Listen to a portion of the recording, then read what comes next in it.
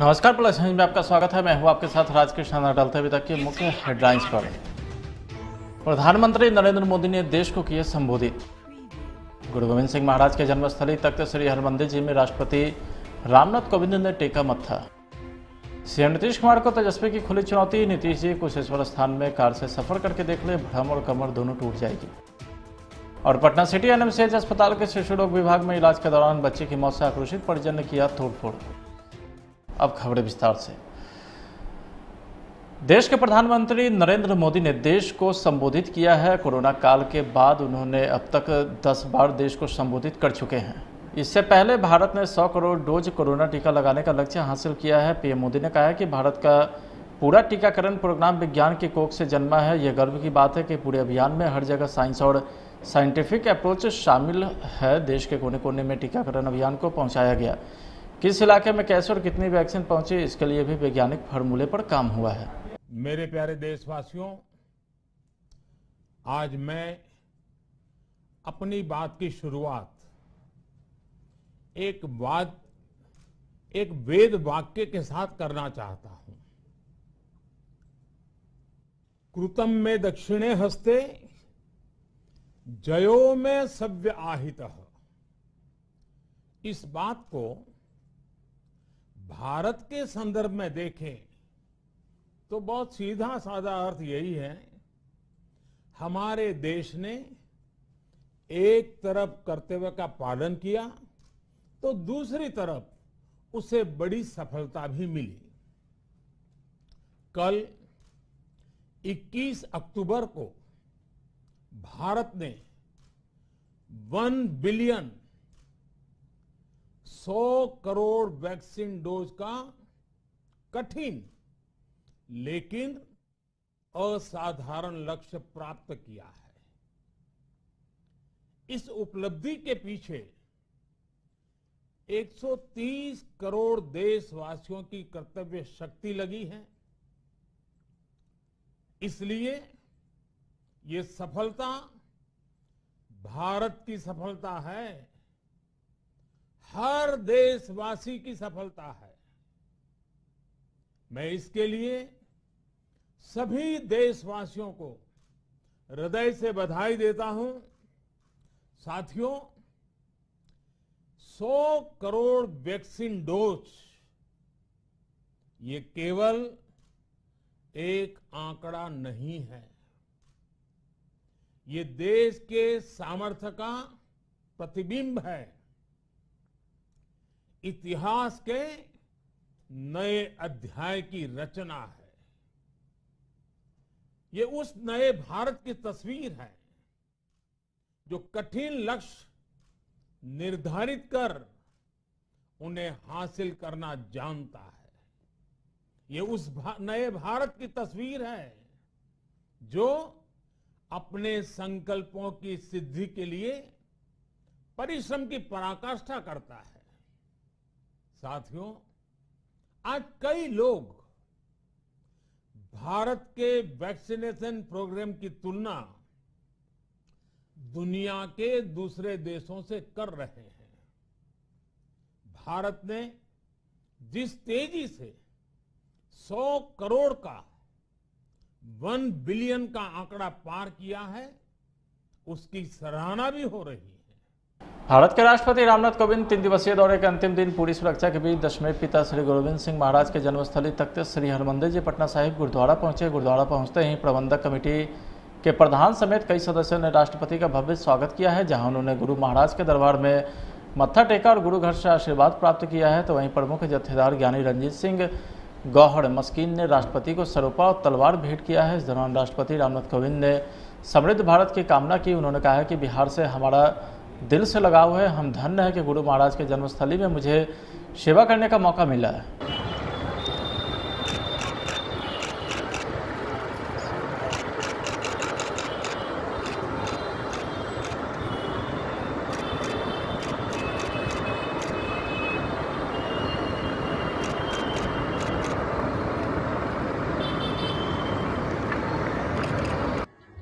Hello बोलना बिच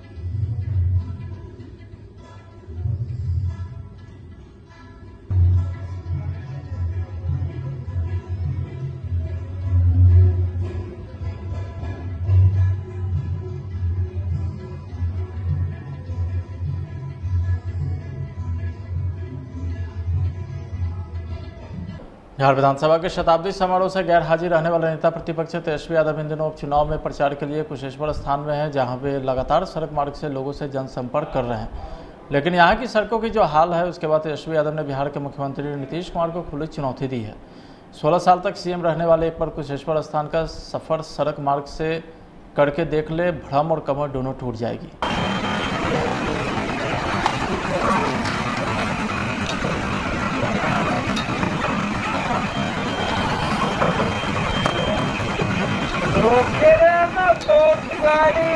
बिहार सरकार के मंत्री नीरज कुमार बबलू ने तेजस्वी यादव पर हमला करते हुए बताया है कि तेजस्वी को बिहार का विकास नहीं दिखता है, इसके लिए उन्हें बिहार के गांव-गांव घूमना होगा और बिहार में विकास कैसा है, उनके पिताजी के राज्य में क्या था और अब क्या हो गया है, ये भी उन्हें सोचना है।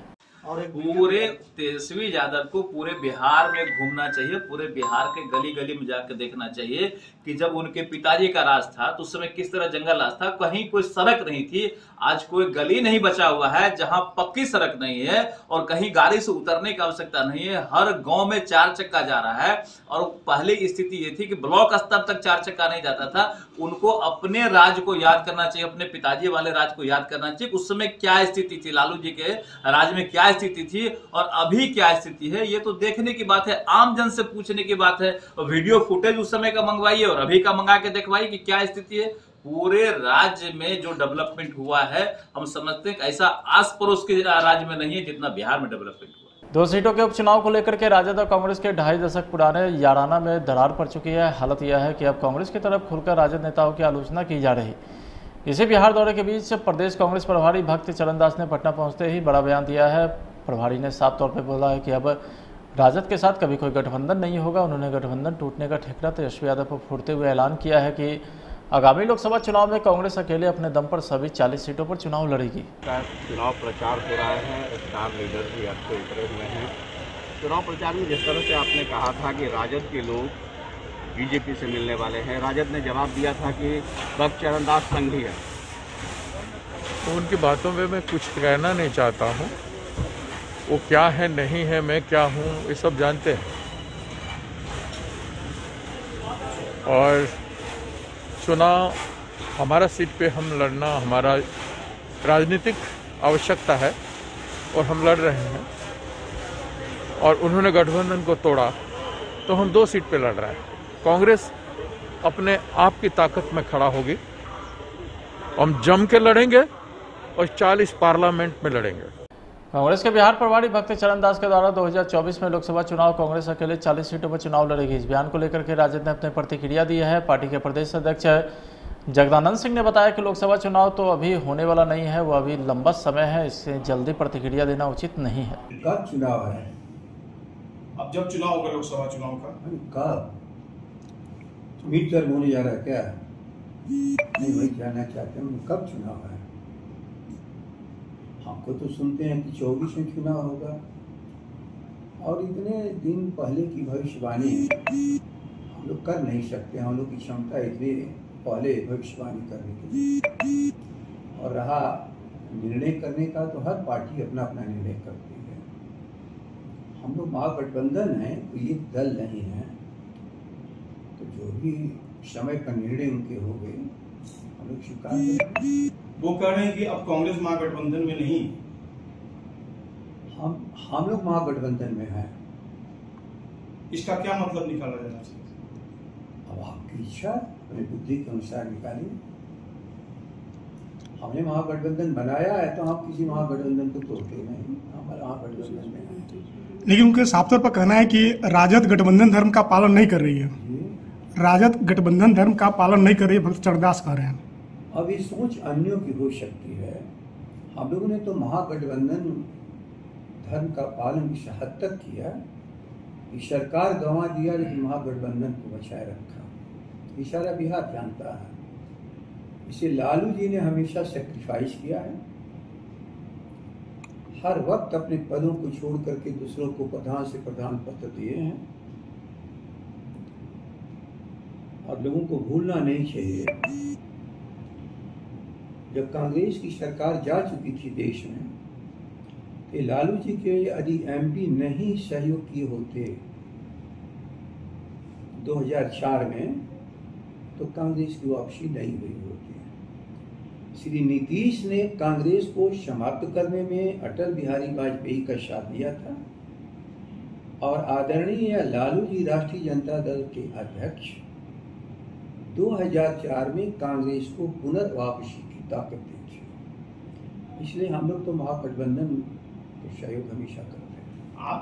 पटना के निजी होटल में पप्पू यादव ने प्रेस वार्ता का आयोजन किया है, जिसमें उन्होंने बताया कि अगर बिहार में कांग्रेस अकेले चुनाव लड़ेगी तो जहां पार्टी पूरा सपोर्ट करेगी, तो वहीं विपक्ष को लेकर बताया कि बीजेपी के साथ ही अंदर अंदर मिली हुई है। राष्ट्रपति के बिहार दौरे पर भी उन्होंने जमकर हमला बोला है।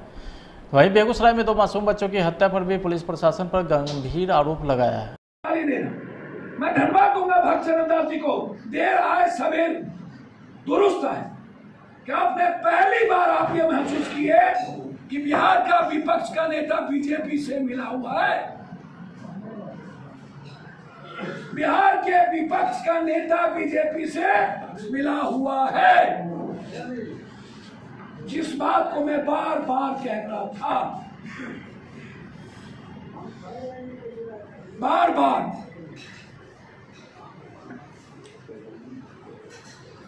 और पहली बार उन्होंने महसूस किया कि 19 विधायक के बगैर सरकार का सपना, मुझे तो आश्चर्य होता है भगवान। गोनू झा और मूर्ख का कौन कहानी, कालिदास, उसको भी विपक्ष टप गया। 2 जिता दो तो हम मुख्यमंत्री बन जाएंगे। अंधेर नगरी चौपट राजा, केसर भाजा केसर खाजा। इसीलिए हम कश्मीर के सवाल पर सरकार को मदद करने को तैयार हैं। फर्स्ट, बिहार के बचाने के सवाल पर कांग्रेस प्रभारी और कांग्रेस जन पहली बार जो गंभीरता दिखाई है, जन अधिकार पार्टी 100% कांग्रेस के सहयोग के लिए खड़ा।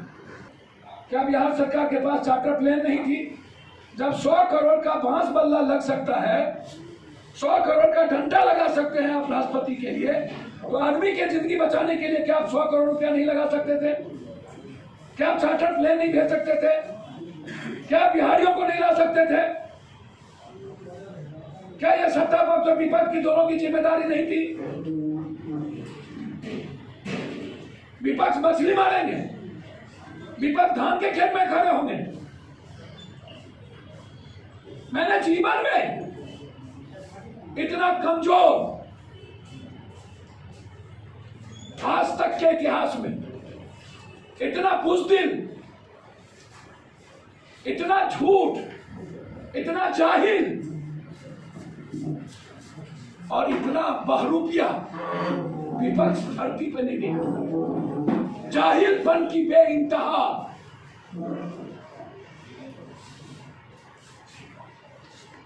वो स्कूल दिखाते हैं ट्वीट करके, वो सड़क दिखाते हैं ट्वीट करके। वो भूल गए 15 साल पहले। पटना सिटी के अगमकुआं स्थित एनएमसीएच अस्पताल में गुरुवार की देर शाम को इस वक्त अफरा तफरी मच गई, जब शिशु रोग विभाग में इलाज के दौरान एक बच्चे की मौत हो गई। बच्चे की मौत से आक्रोशित परिजन ने हंगामा कर दिया है। शिशु रोग विभाग में तोड़फोड़ भी शुरू कर दिया है, जहां हंगामा और तोड़फोड़ होता देख चिकित्सक व नर्स दूसरे वार्ड से भाग निकले, तो वहीं सूचना मिलते ही मौके पर पहुंची आलमगंज थाने की पुलिस पूरे मामले की छानबीन में जुटी है।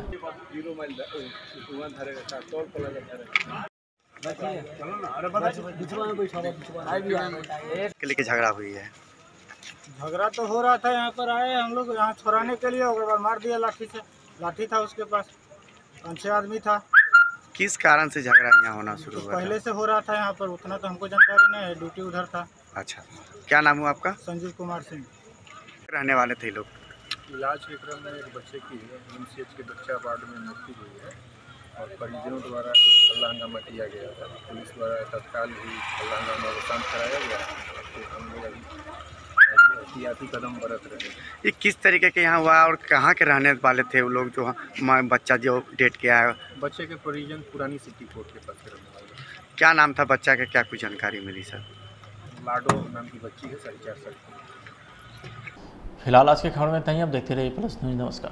You want the freedom of your people.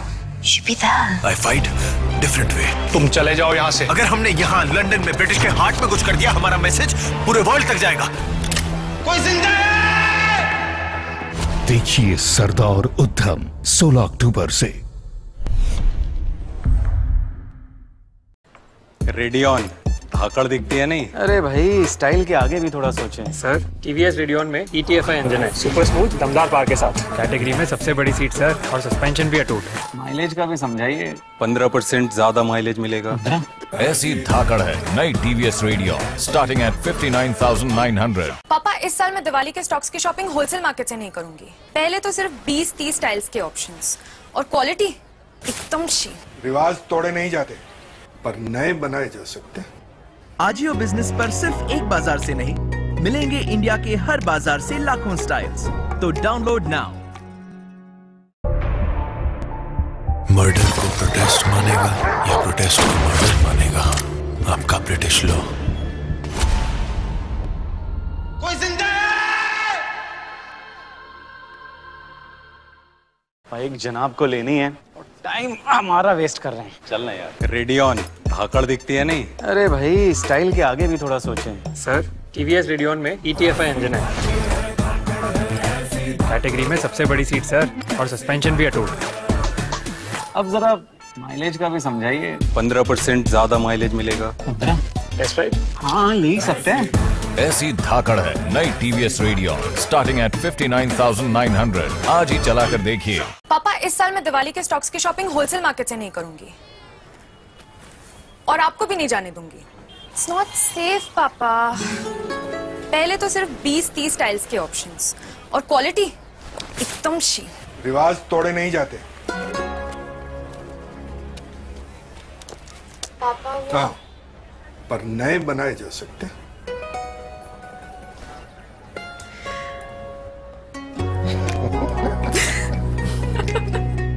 यहाँ सिर्फ एक बाजार से नहीं, मिलेंगे इंडिया के हर बाजार से लाखों स्टाइल्स। तो त्योहार जो भी हो, आजियो बिजनेस को रिवाज बना लो। आजियो बिजनेस देश के लाखों रिटेलर्स का पार्टनर। तो डाउनलोड नाउ।